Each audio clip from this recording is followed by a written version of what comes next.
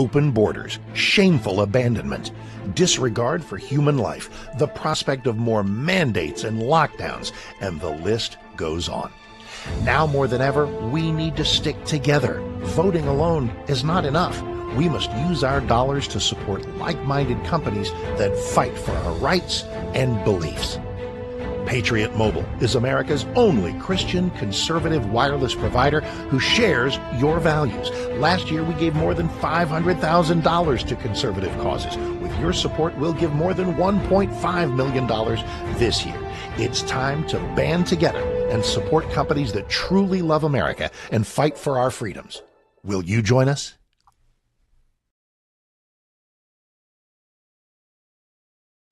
This is Kentucky's Voice Radio, covering the latest state and local issues with Tom Fallbush, Bob Scott, and Jim Waters. Hello, Kentuckiana. You're listening to Kentucky's Voice, likely on 970 AM. If you're in the Louisville area, I'm your special host, Dr. Lance Pearson, with the Kentucky Liberty Caucus, as well as the Louisville Tea Party. If you listen to our show regularly, you know that we deal with all kinds of politics, but especially politics that are local to the Louisville and Collier County area, and then Kentucky in general. But especially we deal with some federal politics, especially as it relates to Kentucky, and that can include some of the federal elections that just happened a little over a week ago. Here in the Republican primaries, so we'll have a little bit of talk about that, but also some of the federal politics as it relates to Kentucky in terms of approval ratings and evaluations of the Trump administration. So if you're interested in conservative talk and opinion, I want to encourage you not only to listen, but also to interact in all these different ways that I'm going to talk about that you can consume our content. Okay, the first is, we are, in addition to the radio, 970 AM from now until noon, we also have a live stream on both Facebook and YouTube. So just search out Kentucky's Voice channel on either of those two media. You'll be able to find a live tab, and you can see this live stream of the video as well as the audio of this material. We then archive that video on the YouTube channel. And it usually takes a day or two. We will cut that video up so it's easier to consume, and maybe shorts like a minute and a half video or longer video like 10-minute segments. And so I encourage you to go there and see some of our past content. We especially had really good content right after the primary election, so I encourage you to go back a week or two and look at some of those videos on either the live tab or the video tab on YouTube. We also have this video presented on TV. If you have Spectrum TV, you can find that on channel 21, which was WBNA. That is rebroadcast at 12:30, at 4, and at 7 p.m. And by the way, when I go on my Spectrum, sometimes that 7 a.m. program is listed at 8, but it really is shown at 7. So don't trust that TV guide as far as that 8 o'clock time. It really happens at 7 in my experience. All right. Another way that you can get more material from Kentucky's Voice is to go to our website. That website is kyvoice.org. That is kyvoice.org on your web browser. I want to encourage you not only to find the links to various content that we have provided and some of the channels that I've talked about. We also have that on that website, a donate button. We are a listener-supported radio station. You can imagine all of these different avenues. It takes considerable funds in order to produce the show and get all of those different channels so that you can consume this conservative content. So I encourage you to go to that website, kyvoice.org. Click on the donate button and maybe set up a monthly donation or even a one-time if you've got some spare funds. You can also reach out to the channel, to the show today. We are live on radio at 502-571-0970. That's 502-571-0970. You can also text the word GIVE. Not only can you text your questions and I'll try to incorporate those into the show if I can multitask. But you can also text the word give, and that will send you a link to that website. If you want to donate, it will take you directly to that donation website. Again, I want to thank you for listening today. We have an interesting show. The main focus of the show today will be on intergenerational differences within the GOP, how young people, old people. We also will talk about some other differences, maybe male, female, some different splits and viewpoints and voting rates.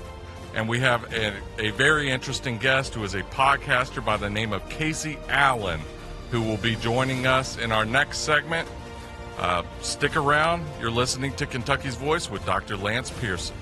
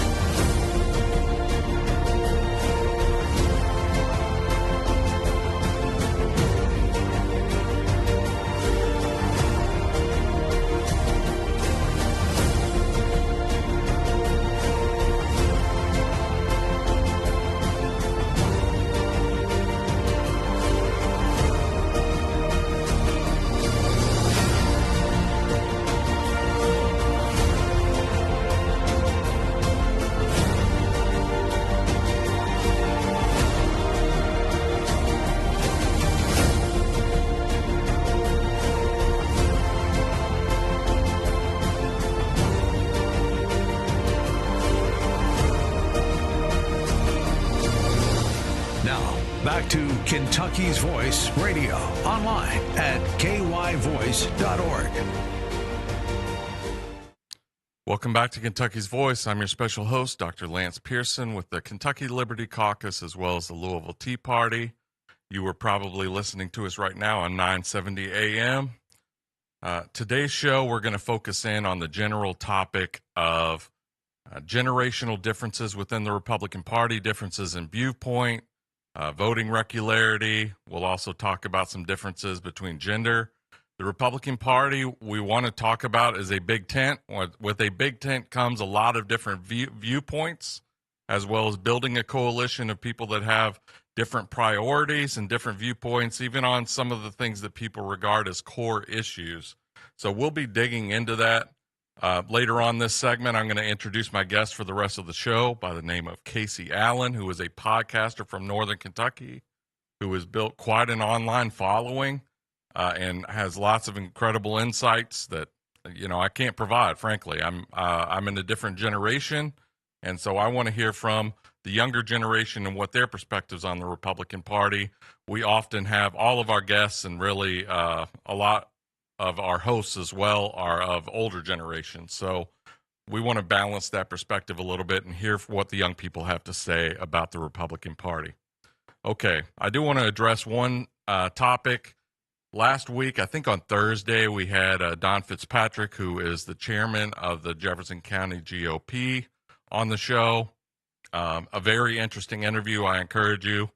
I'm not 100% sure what day that was. I want to say it was the 25th. So if you want to find that video, you can go to the YouTube channel for Kentucky's Voice. Go to the live tab and find 0525. I think that's the video. At the very end of that video, and I'll probably have more content. Maybe it was the 28th. Okay, so check out 528 in that video. At the very end of that video, I thought he took what was an unnecessary dig against Thomas Massie. We will talk a little bit about that.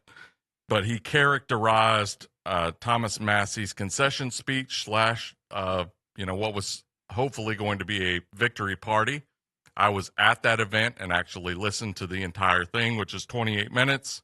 You can find that whole video online, but he characterized that speech as Thomas Massie talking about Tel Aviv. So I want to actually have a little bit of video where we basically address what the real content of that concession speech was, and to me it was about core ideas about what the Republican Party is supposed to be about. He had one joke in there that was referencing how much of the funding for his opponent's campaign came from the American Israel lobby. All right. And so that was not the main content of the speech. It was literally a joke. It landed pretty well, actually, and it was not even mean-spirited. So, producer, can we bring up that video that basically is the title of this, if you want to find it online, is Blowback. You can find that on YouTube. So please play that video. For 14 years, those SOBs in Washington tried to buy my vote. They couldn't buy it. They decided to buy the seat. And it got real expensive for them. What was God's purpose? What is he showing us tonight? We're just getting started. I like that.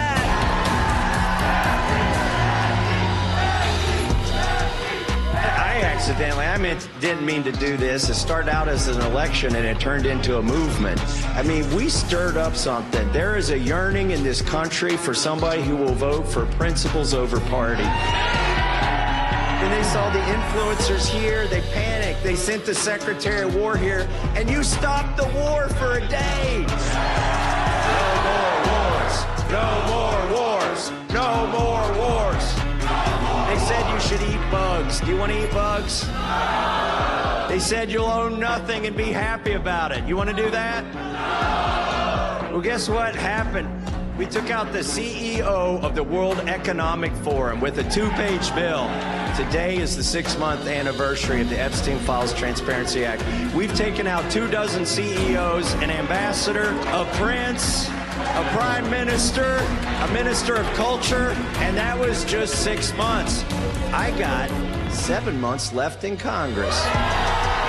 They're talking about this big ballroom they're going to build, and it looks like the Roman Empire. I see a few analogies there. We weren't really running against Ed Gowron. We weren't running against Donald Trump. We were running for what we believe in. We got to take care of America first. You are patriots, and you will inherit this country, and you will make it better. And I am hopeful because of that. We need to bring this country together.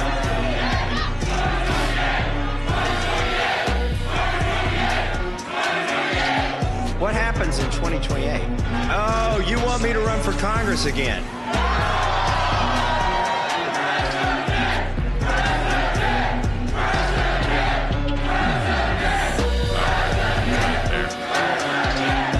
All right. So you got the idea. It was so I've been to many of these types of presentations, many of these types of speeches, whether it was victory or a concession speech where the person lost, which is the case in the Massey race.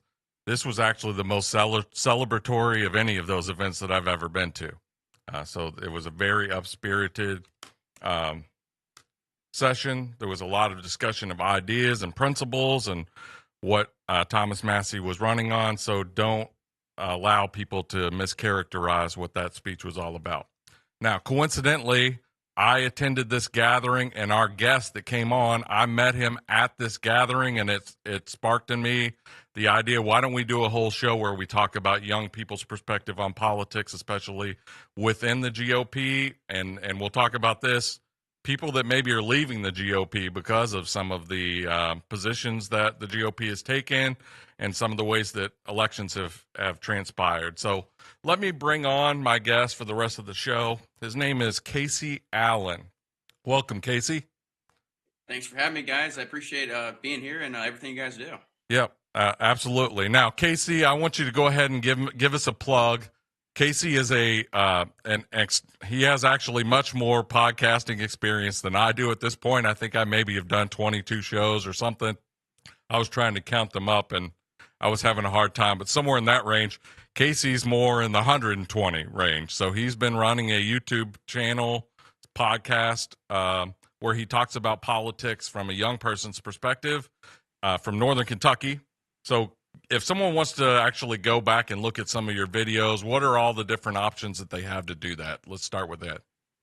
Yeah, so my show is primarily on YouTube. That's youtube.com/@CaseyAllenShow. You can also find me on Rumble and X and various short form platforms such as TikTok, YouTube Shorts, Instagram Reels. We're pretty much everywhere. We're trying to get a global audience to get people online, really in my generation, to show that there is a real populist movement that is being is really isolated from the mainstream two-party system. And I think it's really exciting to be a part of. Yeah. All right. No, so we both were at that Massey concession speech. What was your characterization of that? How about this? What do you think Massey has in mind for the future? It certainly didn't sound like he was totally done with politics. So what are your thoughts on that? What did you think from coming out of that speech? What maybe he had planned coming up? Well, you're exactly right. I think that was one of the most exciting, organized political events I've ever been to. Yeah. It almost felt like a 2016 Trump rally in a sense, or kind of like you see nowadays, a James Fishback gas station rally that has a bunch of young people, really energetic, a lot of energy. But what's funny is we actually lost this race. Yeah. And usually you'd have more of like a sorrowful, more of a lower sentiment when it comes to response to this. But everyone was hype. It was the most energetic I've seen this campaign and everyone who's involved this entire time. And because even though we lost, like Massey said in that video, we realized we lost to the Israel lobby, a foreign lobby that's put up more money in any U.S. election in our history. Yeah. And the prince, and again, Thomas Massey, a guy, he says it clear. He is principle over party. You have a choice to either be friends with your constituents in your district, or you can go against D.C. And Thomas Massey, I believe, made the right decision, the moral decision, to go against D.C. and side with his constituents. Yeah. Because I think that is inevitably what's going to win us this country back in the long run. People that are selling out, that will basically do whatever their donors tell them to. I do believe that reign of power is coming to an end. And by the time my generation takes power, I believe it's going to be solely based on people who are fully authentic. They are themselves, and they do believe in this country moving in a direction I think we all envisioned when Trump took office in 2016 that we've got to see under his terms. Yeah. All right. We'll address what was referenced there as the Israel lobby, what exactly we actually mean there. And I don't want anybody to have any impression that there's anything anti-Semitic about that. So we'll address that at the beginning of the next segment, just exactly what type of money we're talking about and who that money is coming from. These are primarily American citizens or dual citizens, American and Israeli citizens. So we don't want to give the impression this is the Israeli government. But we'll talk about that after the break. Before we get into that, obviously you're a young person, you're super involved in politics. What is it that really drew you into, we'll talk about later whether or not you're still a Republican, but what drew you into the Republican Party or conservative politics in particular? And just basically you got so animated that you've done now 120 or so shows. So just what was it that brought you into the party initially? Well, like I said, I was 16 years old as a freshman in high school when President Trump first took office. So I was a little disenfranchised with politics. I'm not going to pretend like I've been involved with this for 20 years. I'm still a young guy. But it really felt like a calling for me after the BLM riots, after January 6th, after some of the crazy things we've seen during this decade, was really a wake-up call. Again, someone like me, I went to school for business. I was even doing outdoor work. I was not necessarily looking to build a podcasting or political career of any sorts. Kind of just fell into my lap, and I just basically started making outdoor videos, and all of a sudden got a little bit of traction, got myself a studio, and I was like, you know what? I do believe the next generation needs a set of commentators who can just simply tell the truth. Yeah, absolutely. All right, we got about 10 seconds left. Join us after the break. We're going to continue this conversation. We'll talk about campaign finance and what really motivated people.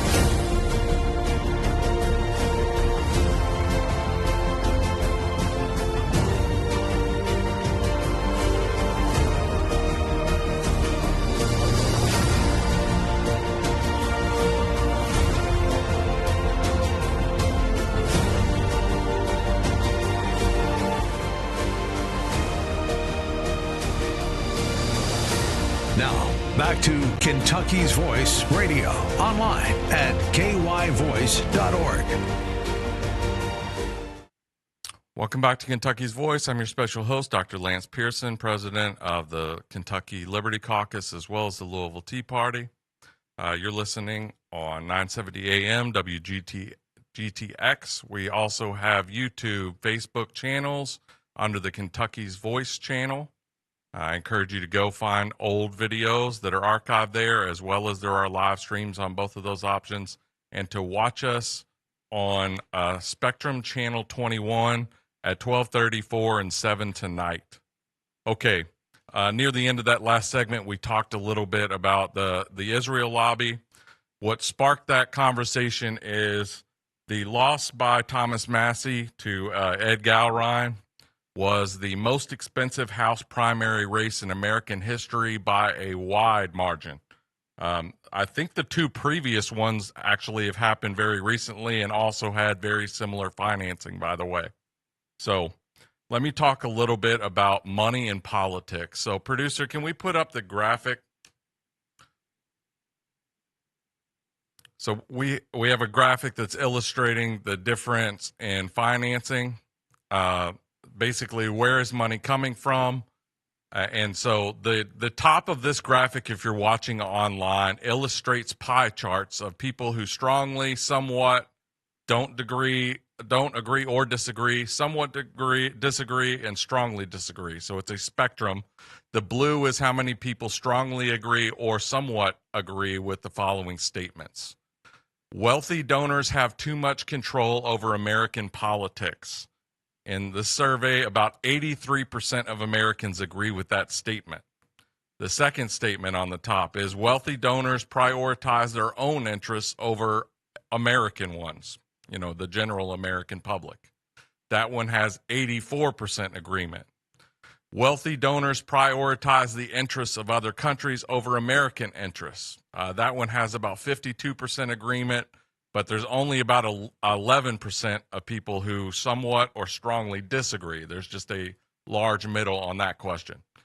So the general topic there is extremely wealthy people are able to have an inordinate amount of influence on elections as well as politics through lobbying. Now, this isn't necessarily tied in with either the Israel lobby or Jewish Americans donating. So I don't want to give that impression. The general public also doesn't really have that connection, although the more of these races that happen where the primary financiers of those elections are people that have Israel's interests, Zionist interests, or are a coalition of organizations like AIPAC or the Republican Jewish Coalition financing those elections, the more I believe that there's going to be a drift of people basically associating those interests with that of wealthy donors. And so in this particular race, I believe the numbers, which are still coming in, are something like $25 million were spent by one of three billionaires, Miriam Adelson, John Paulson, and John Singer, all of whom, and especially two out of the three of whom, are well known as promoters of Israeli interests, both the collaboration of American and Israeli interests, as well as the cause of Zionism, basically having a Jewish homeland in the Middle East. The American Jewish Coalition and AIPAC, both of whom are lobbying organizations, they gave an additional somewhere around $10 million. So all totaled, almost all of that $26 million that were spent against Thomas Massie in that race were for interests that it seems clear were associated with his unwillingness to support American financing of any foreign aid. So Massie didn't take a particular hard tack against Israeli interests. He basically doesn't believe in Americans giving foreign aid to any foreign country while we have a national debt that is approaching $40 trillion, which is roughly the equivalent of $557,000 per U.S. taxpayer.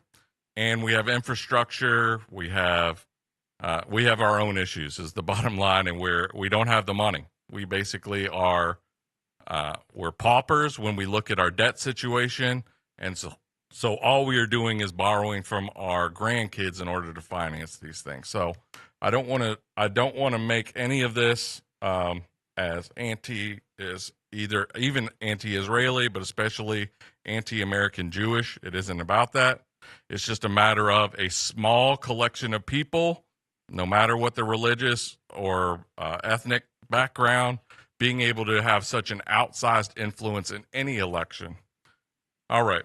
So I think we addressed that extensively. So let me go ahead and move on from that general topic of people having some resentment about how so few people are able to basically control elections by being able to swamp people in mailers and smear ads on TV just by, if you are a billionaire, $1 million is 1,000th of your net wealth. $1 billion for me is more than I ever hope to earn in 100 lifetimes. So there's a very big difference there. Okay, now let me go ahead and bring Casey back on.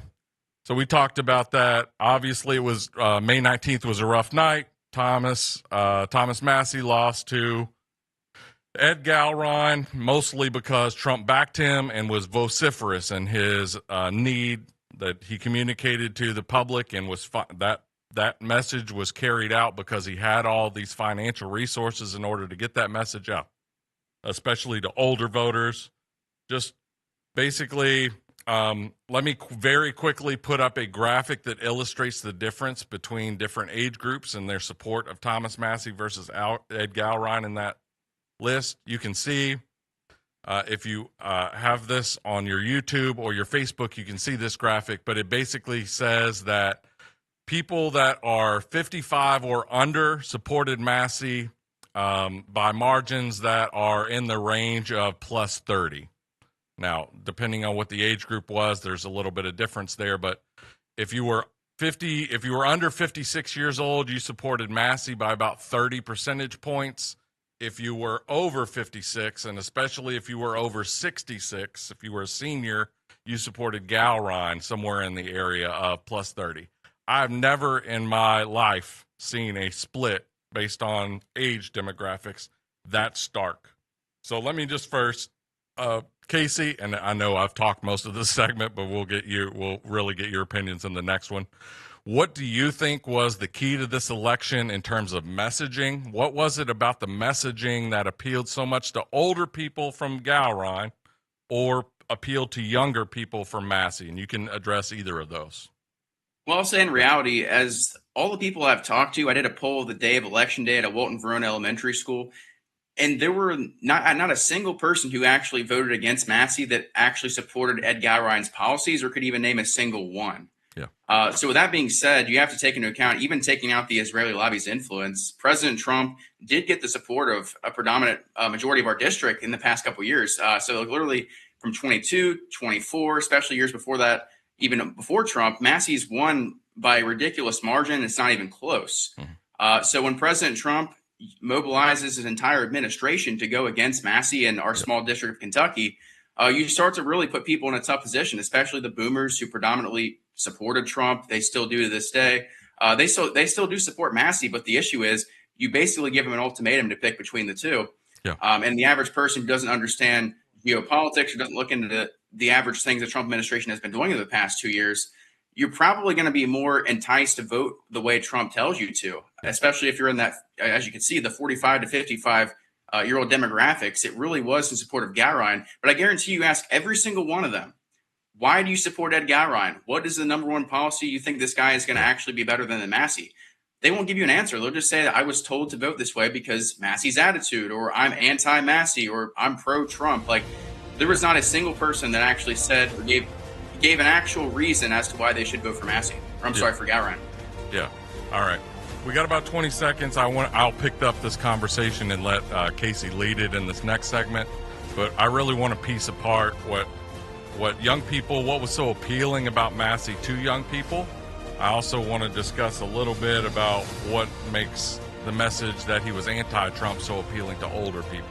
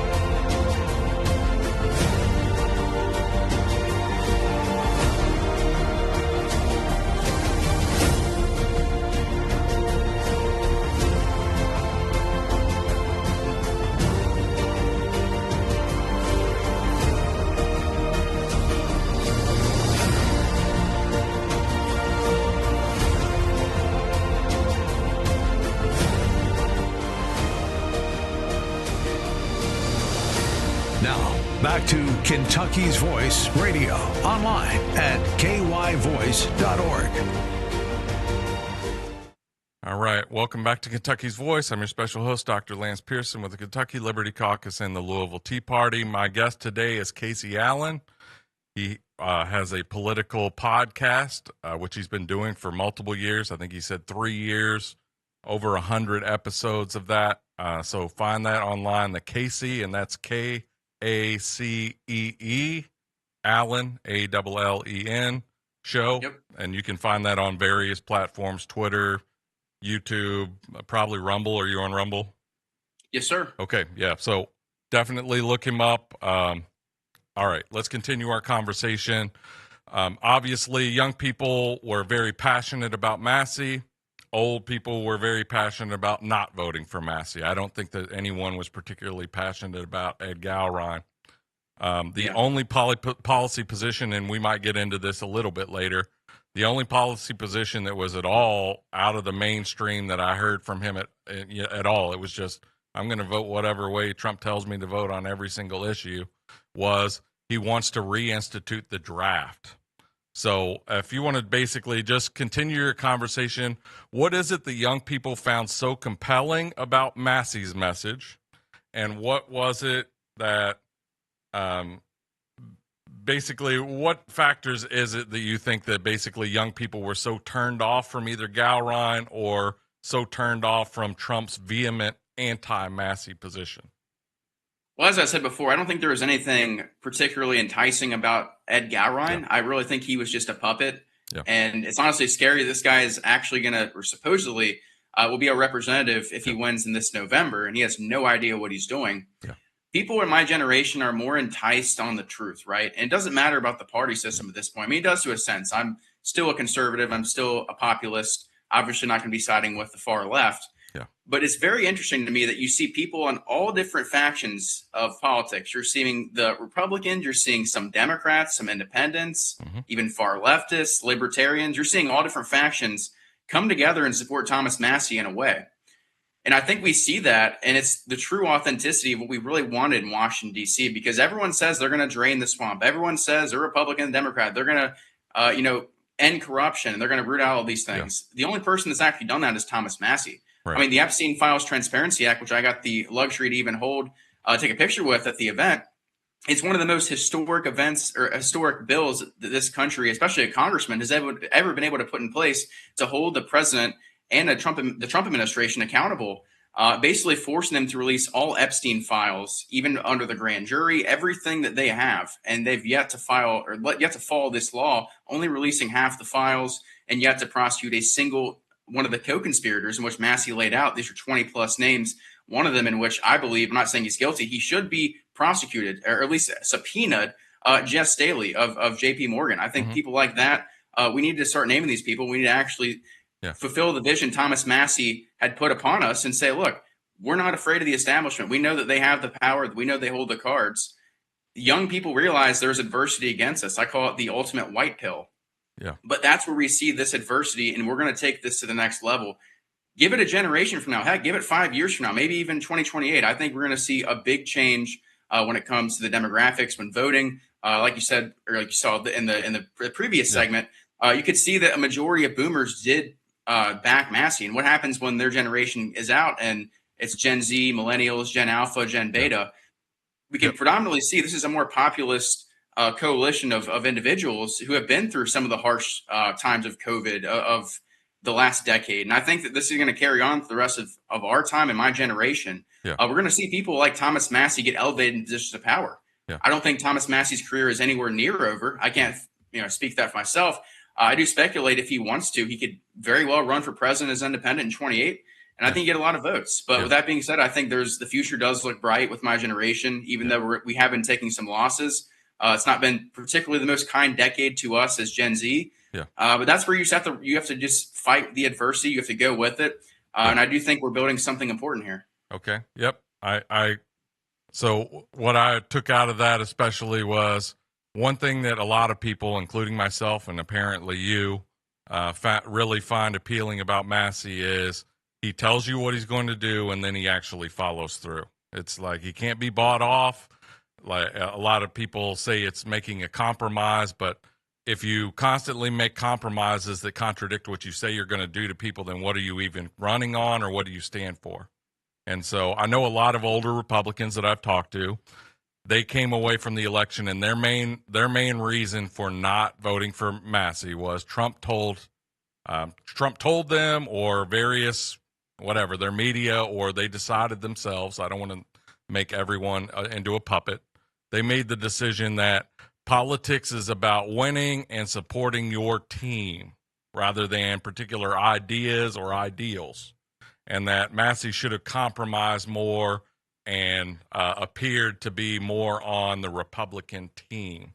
So what is your response to that? And by the way, I don't think there's a single piece of legislation that Massey was able to kill that the rest of the Republican coalition supported, even though I wish he had been able to kill a lot of these spending bills that have spent us into $40 trillion of debt. So what do you respond to, especially an older person who just says politics is just about winning? You promise whatever you need to on the campaign trail, but then you have to deal with the people that are Republicans there and just go along to get along. So what is your response to that? And do you find that sort of logic at all appealing? Well, it's not appealing to say that you're just going to go with whatever team that you're on. You're just going to basically get rid of the principles that we actually voted to get Trump elected. I mean, I think people forgot that we predominantly supported mass deportations. We supported ending foreign wars. We supported really just having justice and accountability for the things like J6, 2020 election, Epstein files. All these things are not complex, and basically the deep state just gave Trump every opportunity to make this happen. And he had every chance, and he still does to this day, to bring justice and actually do what people want him to do, which would gain him popularity. Unfortunately, when you side with the establishment, you side with the elite in DC and all that, you end up supporting and being on the same side as the Silicon Valley donors, the people like Miriam Adelson. You start getting in that little web. I've talked to people myself like that.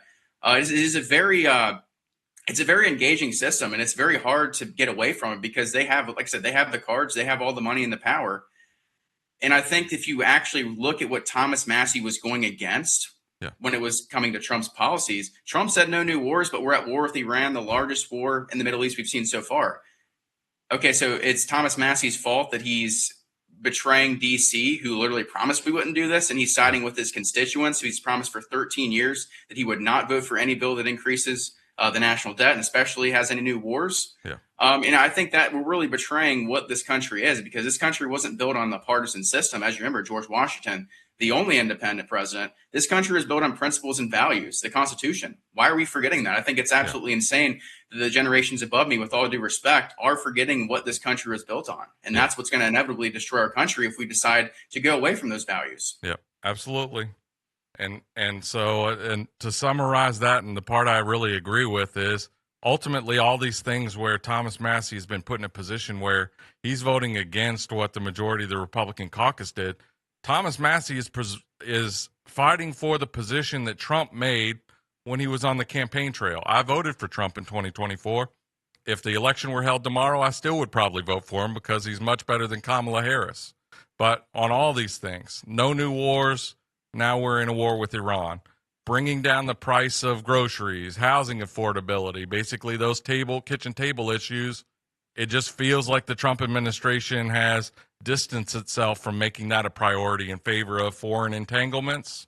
The Epstein Transparency Act. I don't know, Trump himself did promise this, but especially people in his administration and his family made that a key feature. And then all of a sudden, and it feels like just because a lot of people that are in those Epstein files are friends and or major donors, that was shelved. It's like now, I think at one point Trump actually said, if you're interested in finding out about the Epstein files or you want to talk about it, then don't vote for me. You're not a supporter of mine anymore. So I think he went that far. I probably should have grabbed that clip, but yeah, it was a startling clip.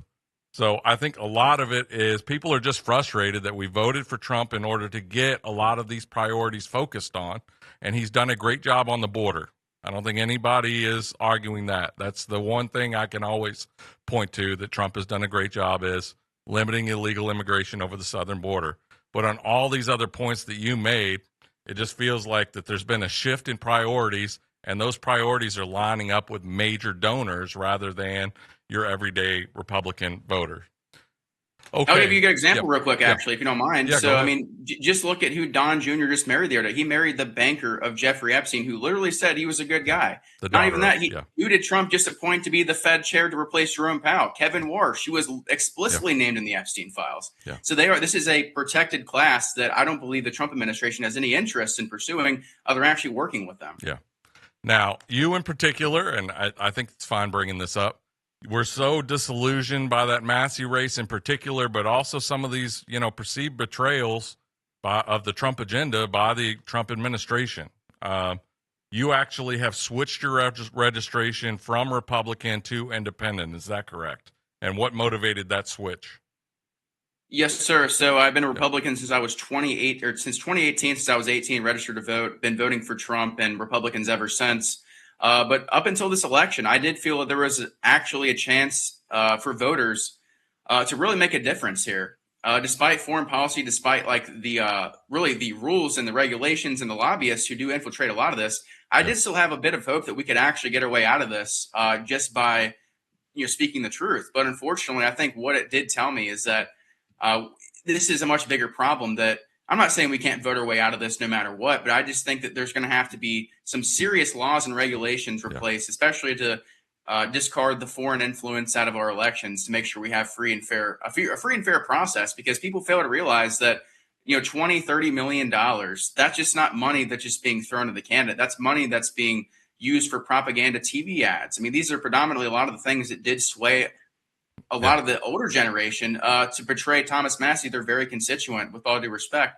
I think that this is something that is a systemic issue, and we will fix eventually. I think it's simply as registering FARA as a foreign agent under the Foreign Agent Registration Act, something that JFK and RFK tried to do in 1962.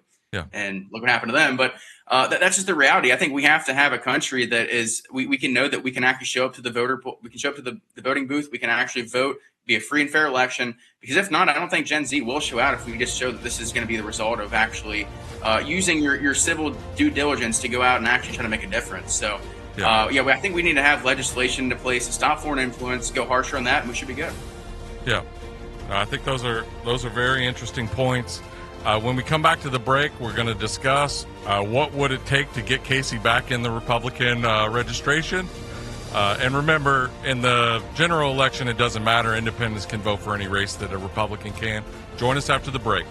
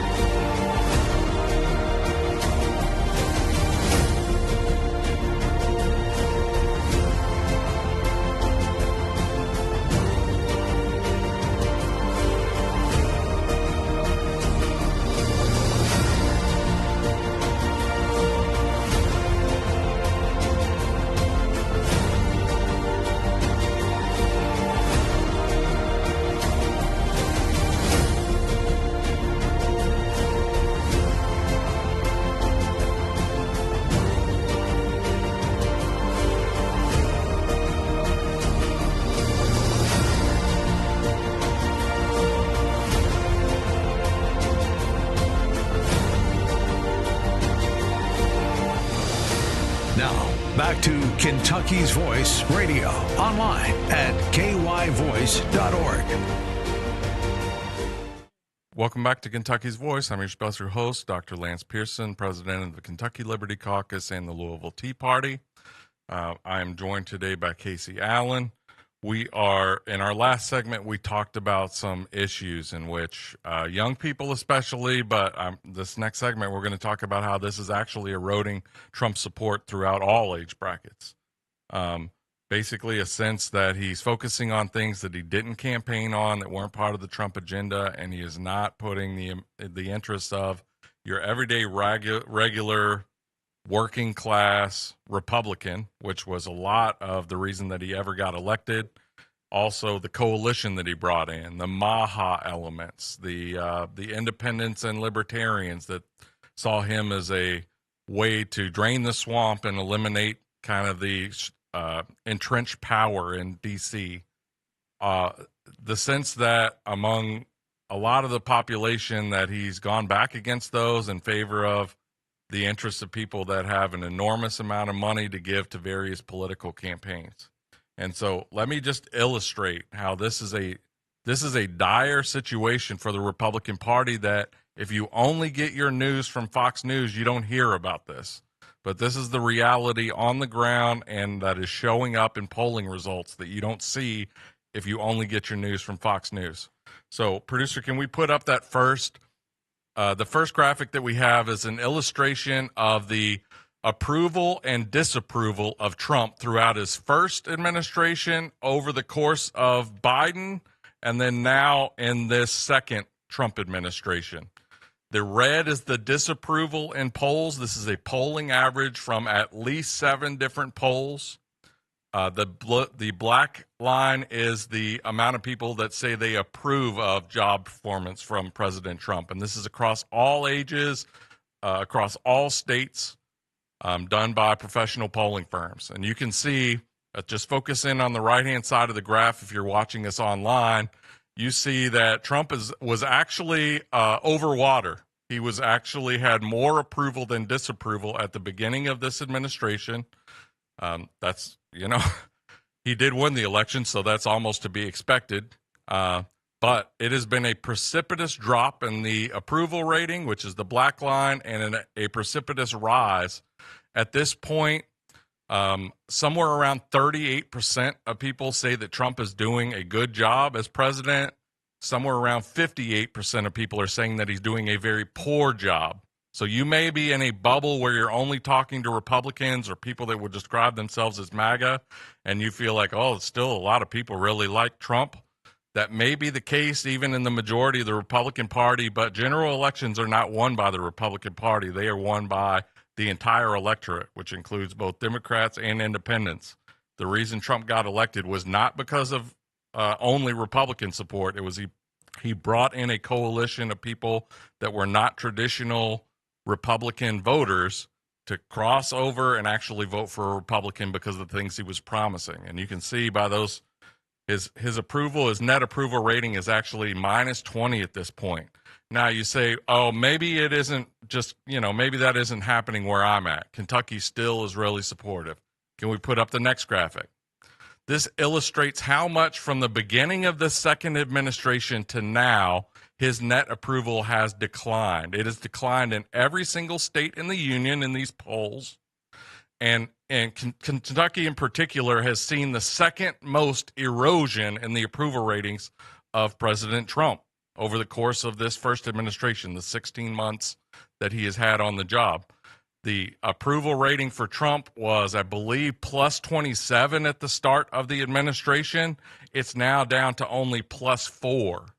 So he's only 4% of people, only 4% more of people are saying he's doing a good job as saying he is actively doing a bad job as president. That's a drop of 23 percentage points. It's behind only Wyoming in terms of the loss of support. So this is happening in Kentucky in the polling results. All right, can we bring up our next graphic? Our next graphic shows that basically Trump is seeing an erosion in support and approval on all of the major issues that he campaigned on. And so he started off, his strongest issue at the beginning of his term was immigration. He was actually plus 8 or 9 on immigration. He's now minus 10 on immigration in the most recent polls. He's down, and he was close to even on all of the other major policies. He's now minus 23 in net approval on trade relations. He's minus 29 on the economy, and he's minus 41 on inflation. So all of those issues, we've seen an erosion of support for what the Trump administration is doing. What you notice is none of those are really, other than trade, none of those are related to these foreign engagements. And so if he's hoping to build support for himself by focusing in on various international wars or international agreements, that likely is not going to be a winning strategy. The erosion in support from young people in particular has been dramatic. There's been a drop of, I believe, in one poll, a drop of minus 90 in terms of approval rating among Republican Gen Z supporters. So it's basically all of the young people that had come over and voted for Trump, which was the largest motivation that he had, which was the biggest switch that brought about a margin that nearly made him the majority of the popular vote, and he did win the popular vote during the election. There's been a tremendous erosion of young people and their support.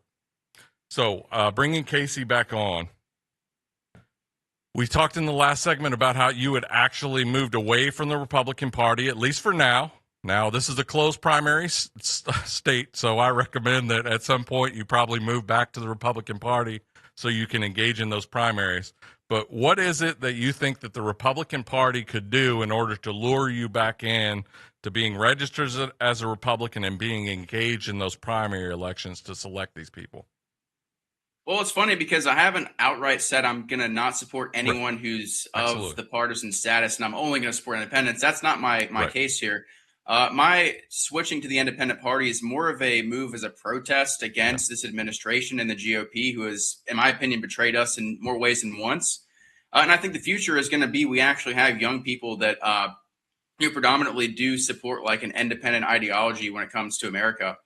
And I guess really the issue with, I'm sorry, what was the question again one more time?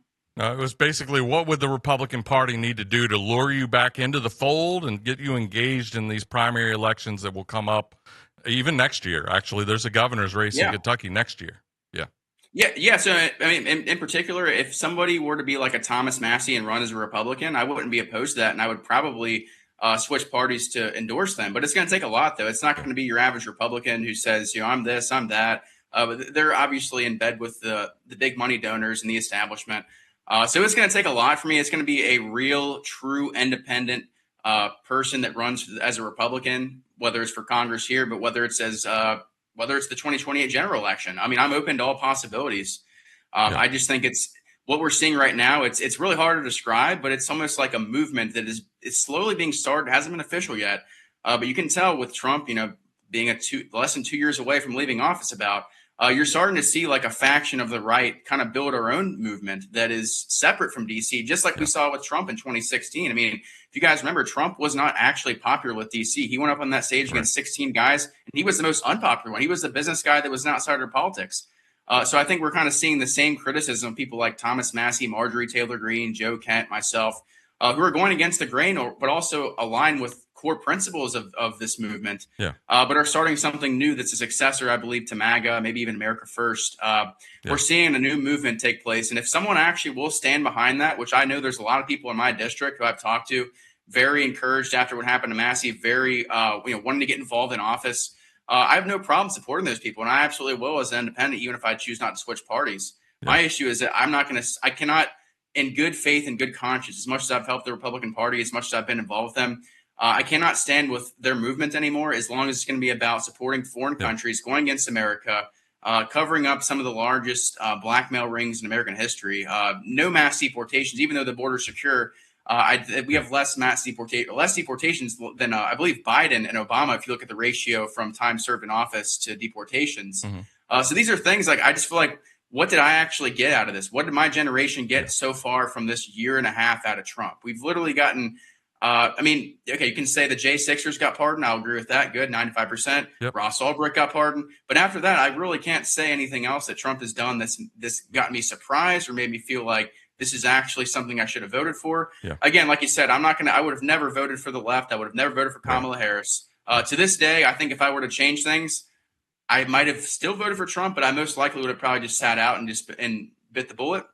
Maybe endorse a third-party candidate. But I would say moving forward, this is something I think that needed to happen. I think with Donald Trump taking office and betraying the Republican Party, with him actually and the Israeli lobby taking out Thomas Massie, I think this is what my generation needed to see to truly realize how corrupt the political system is. And it's not going to change overnight. It's going to take true effort, and it's going to change real policy and enough people like Thomas Massie to fill those shoes. And I think we're at the very beginning stage of that.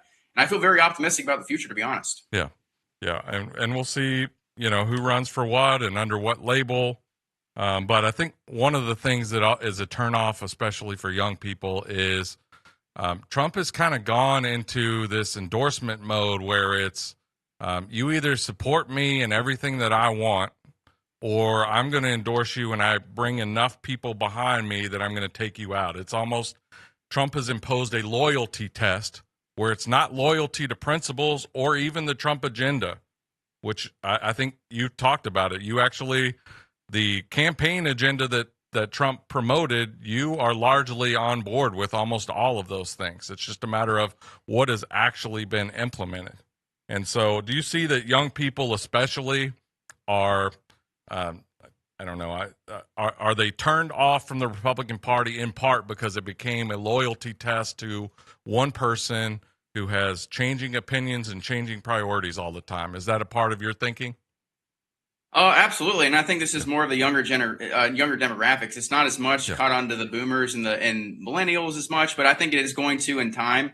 Once people look back, it's going to be like George Bush, right? People will criticize George Bush and say he's a neocon, all this stuff. I guarantee 10 years from now, you're going to see the same people who voted for Trump, voted for Ed Guy. You're going to see them criticize Trump after he's out of power as this kind of like George Bush, ultra neocon figure that you're not going to see right now, because obviously he has all the cards. He's in control of the Republican Party. He's the king of the GOP since 2012, or really 2013, 14.